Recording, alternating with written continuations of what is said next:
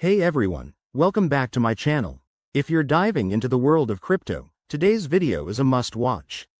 We're breaking down how to withdraw BNB from Bitmart to your Phantom Wallet in 2025. This step-by-step guide will help you do it safely and efficiently, whether you're a beginner or just need a quick refresh. BNB is Binance's native token, and Phantom is a secure wallet popular for Solana and other networks, making this transfer super useful for managing your assets. Before we jump in, make sure you have a verified account on Bitmart and Phantom Wallet set up. Also, always prioritize security, double-check your wallet addresses and enable two-factor authentication to protect your funds. Let's get started with the steps.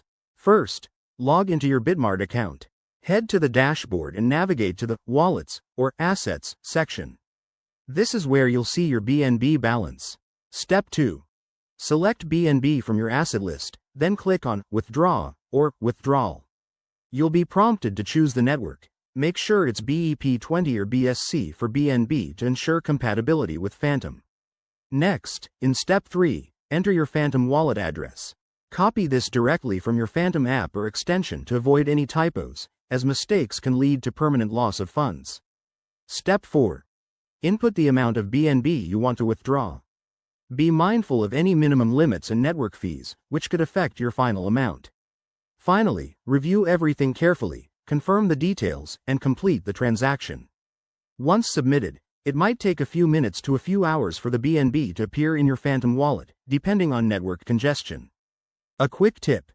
After the transfer, check your Phantom Wallet to confirm the deposit. If you encounter any issues, reach out to Bitmart support and never share your private keys. And there you have it.